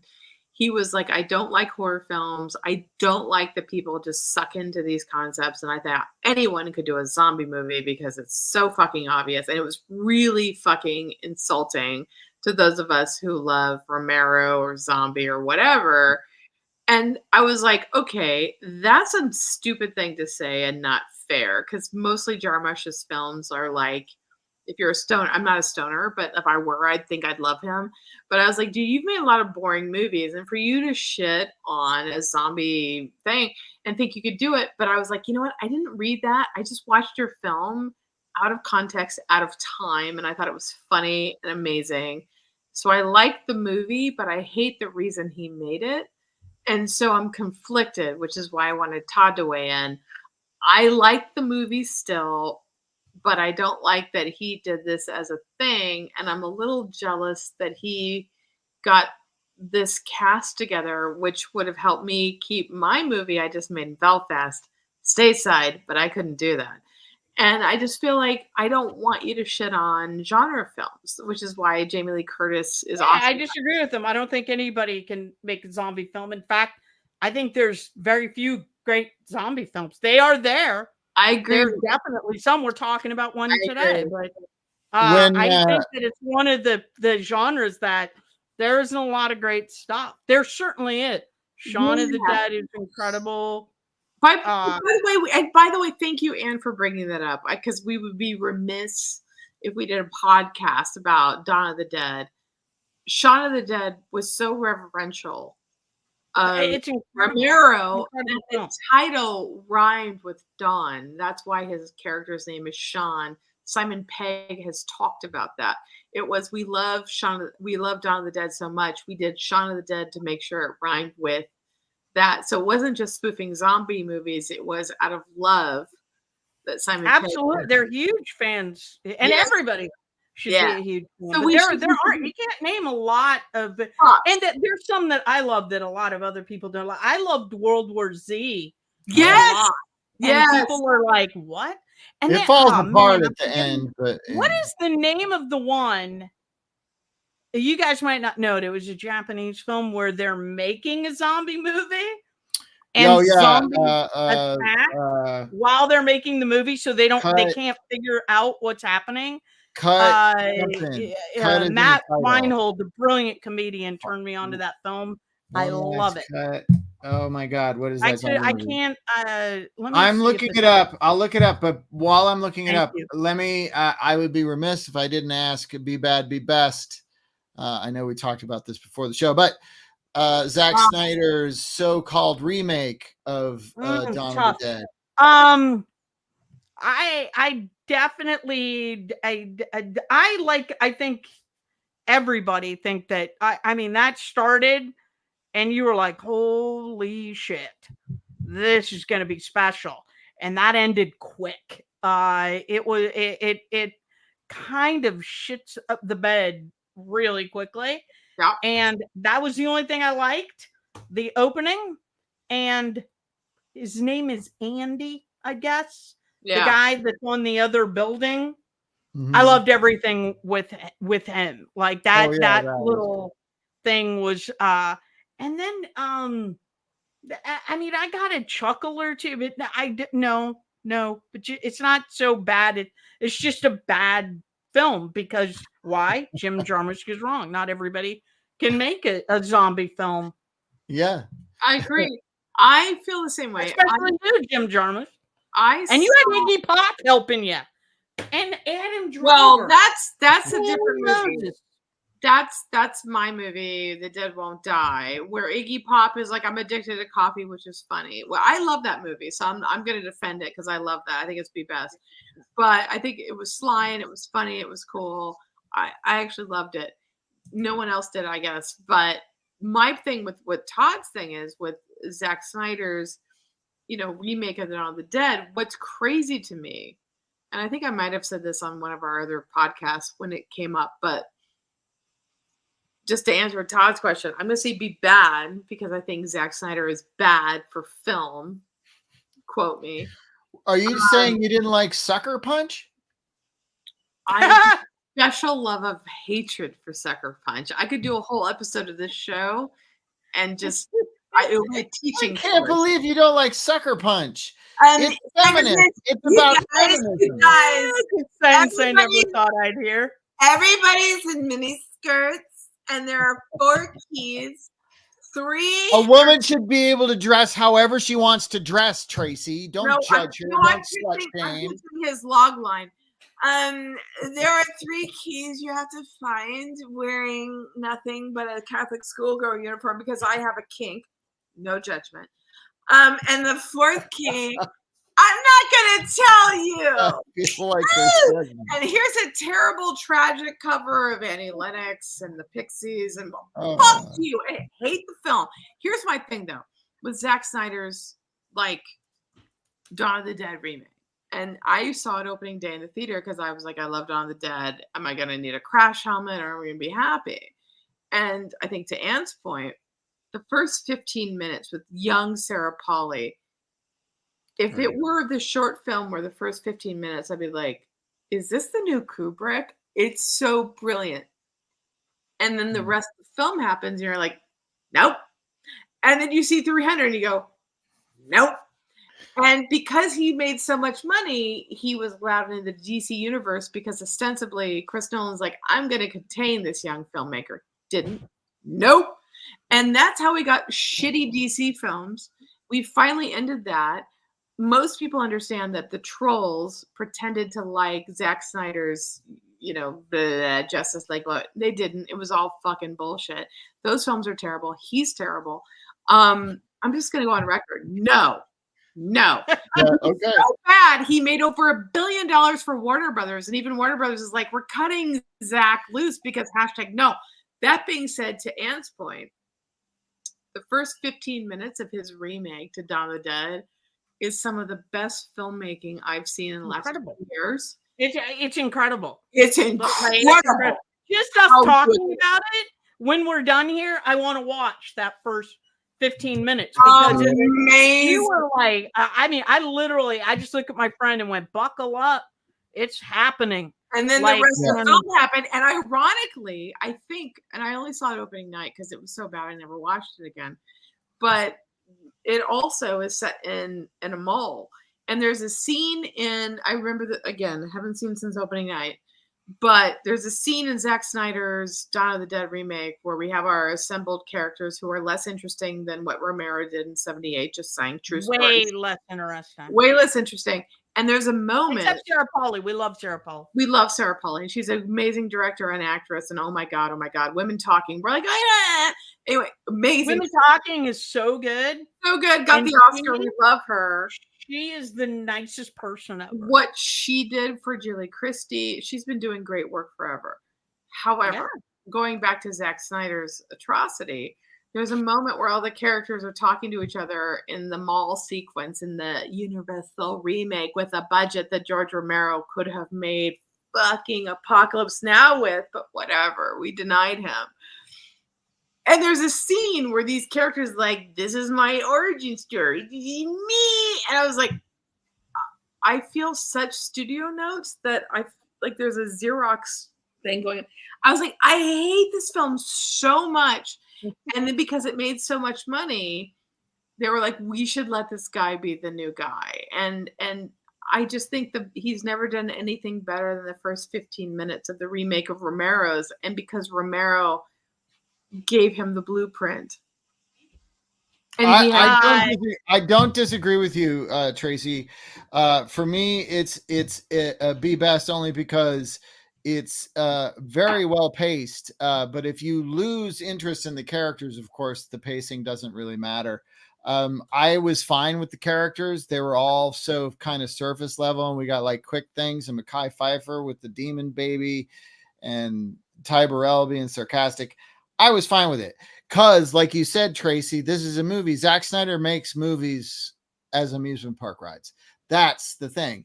And I wonder, because if you look at his Watchmen movie, which like he completely misses the point of what Watchmen is, whether you like the visuals or you like the costumes or you like the acting or not, it doesn't have any of the point of the Watchmen graphic novel. And his remake of Dawn of the Dead doesn't have any kind of social, it has nothing on its mind. It has nothing to say.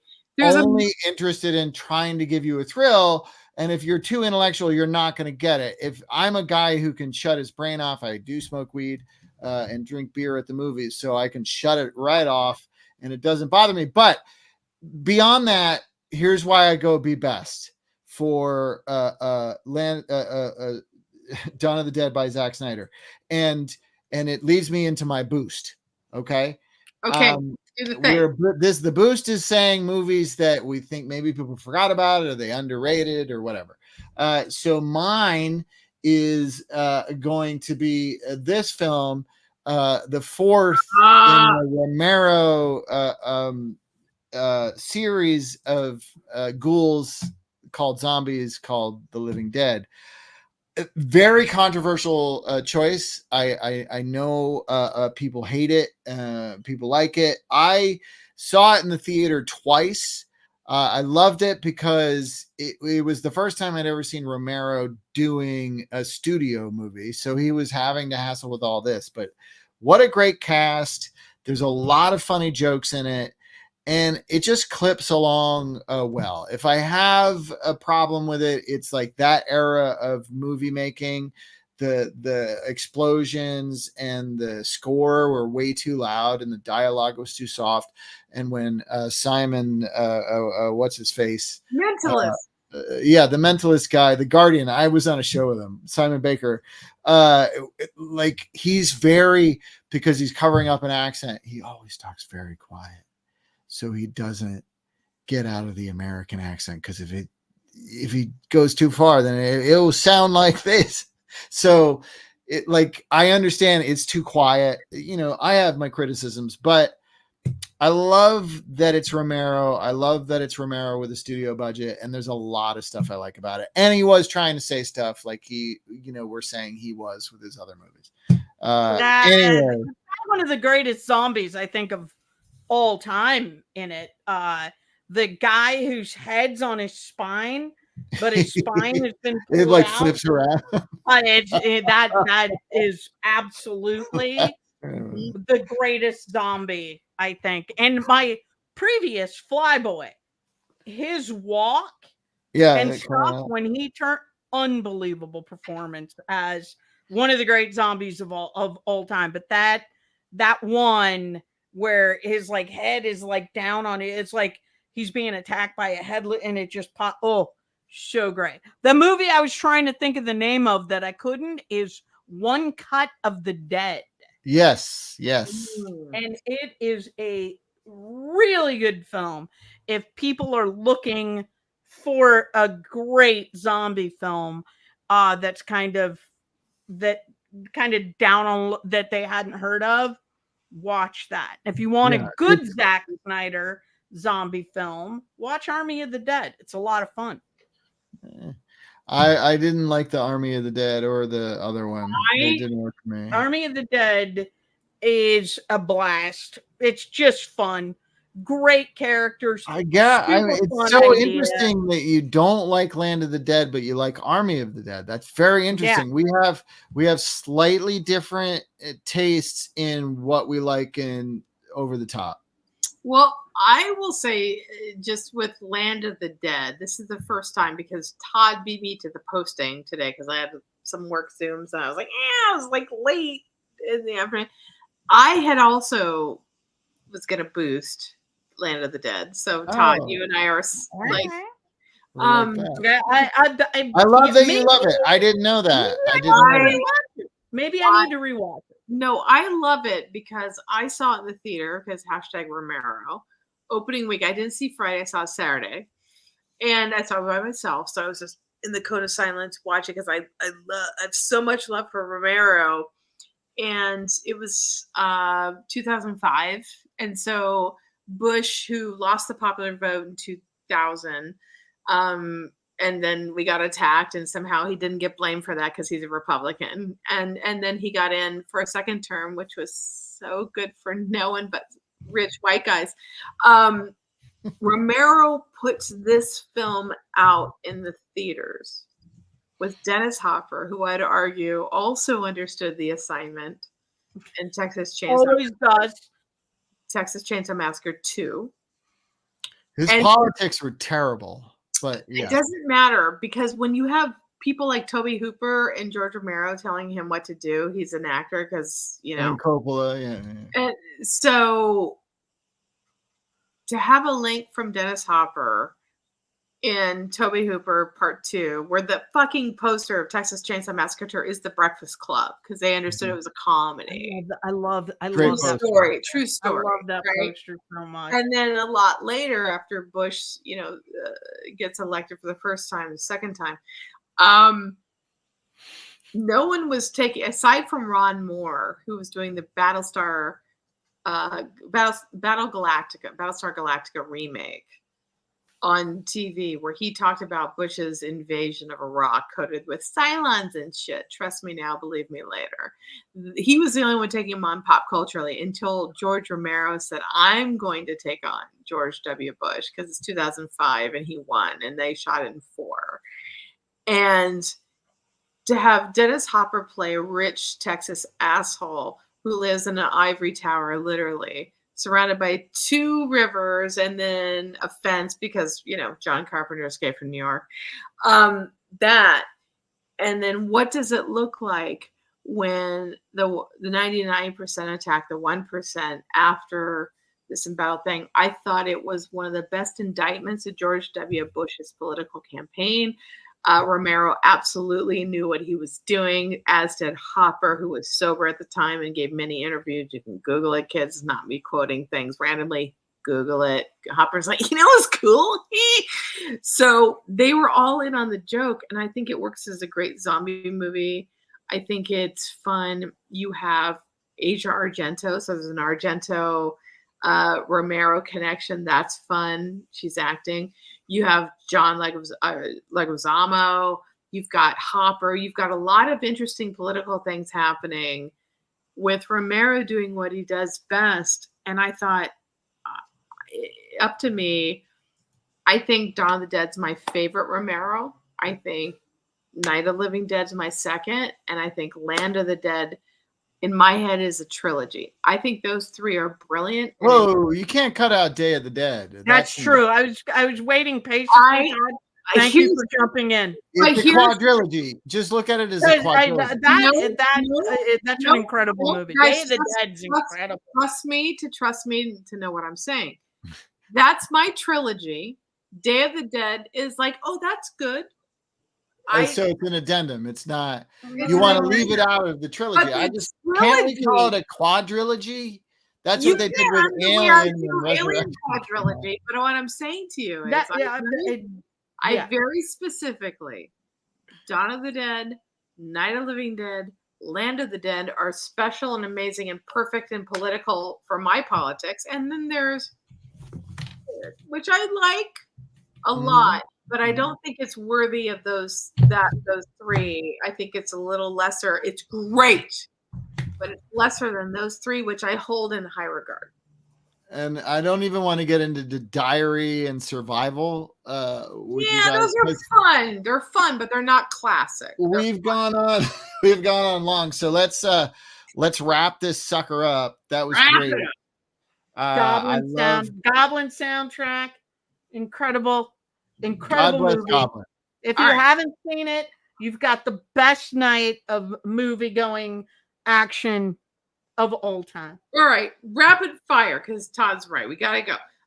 What do you want to? You boosted. I'm gonna boost. We both. Oh, you're boosting the Abyss because I did. But more importantly, it's the 4K. Is it good? Because I've heard so many things about it not being good. Like it's overly digitized and AI'd and overproduced. Oh, that's bullshit. That's Here's bullshit. what I would say, and I wanted to do this especially because Anne is our guest tonight. As a projectionist that projected The Abyss opening night, I built up the film. I watched it with my high school hooligans. I snuck them into my theater. We did our own midnight screening because high school, Orange County. And I watched the theatrical cut, and I was like, God, this is miraculous. And as a projectionist, because Jim Cameron actually gives a shit and did back then in '89, he wrote a letter that came because there were 5 reels in a box that I had to build up. And then because there weren't, shall we say, unified numbers. Cameron said, I have a film print, but there are going to be inaccuracies because depending on what projector you're screening at, here's the actuary table that's different. If you're a Christie, if you're a this, if you're a that. I was a Christie 1000. So I read the recipe for that. And he's like, and I could not get Fox to sync it. So what I'm saying to you, a letter from the director. So I was like, I'm famous. Jim Cameron's writing me a letter. He's like, they wouldn't trust me with the mix. Each reel has a slightly different thing in terms of sound. And he's like, if you could just be there and manually do this, because Fox didn't agree with me. And I did. In real time, I did sound for Cameron's thing based on his thing because he wrote a letter, Dear Projectionist, which I thought was super fucking hot. I was in high school. And I built up the night before. And I was like, well, I have to watch it to make sure it's okay for the next morning show. So I invited 10 of my best friends into the theater below, which is pretty cool because I was like a senior in high school. And I was like, you guys, snuck them into the thing. I popped free popcorn, got everybody there. I said, I'm going to be in the projection booth, but you guys can have all the Coke and all the popcorn and that. And I played it. And I manually adjusted per Cameron's thing to correct Fox's settings. And you know what I'm talking about, Anne. I do. Every fucking reel, I did that live. And so I watched The Abyss a day before it opened as a teenager. And it blew my mind. I thought it was really good.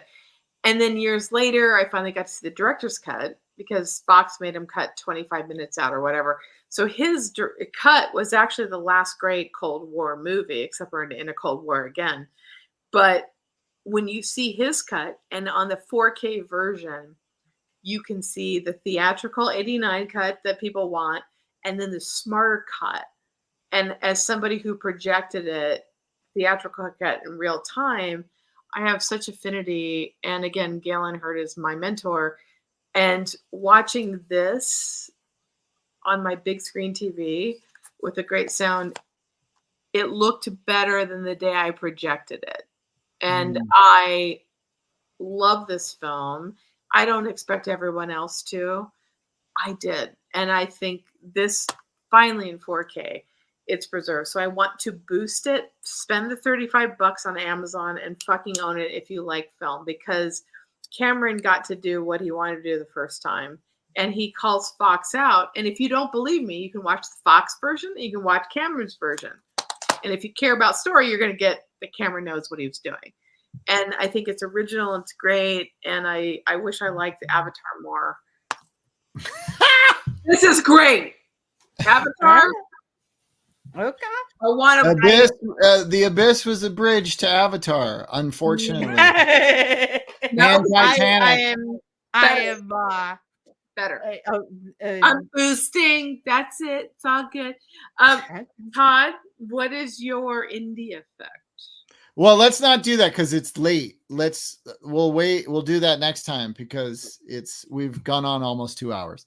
So we do need to wrap this sucker up. So Anne, where can people find you if they want to? Leave me alone, people. Just leave Anne alone. For God's sakes, don't touch me. Don't ask for things. Stay away. Father Anne, Jesus. Don't. Just leave me alone. Leave me alone. Tracy, what's the name of the movie that you made that's going to come out in 4 years? Next year, World Breaker. Mila Jovovich, Luke Evans, Brad Anderson. I can't wait. I'm excited. It's called World Breaker. We're into this. And it's coming out next year? At what time next year? I don't know yet. I mean, we're just wrapping up. We just started the creature effects, which is my favorite thing because Alien. I'm really excited about that. We'll talk. All right. Let me know more. You can look for me in a lift in the Simi Valley area. Sure. We'll see you next time on My Favorite Shitty Movie. Thank you for watching. Thank you for having me, guys. So nice.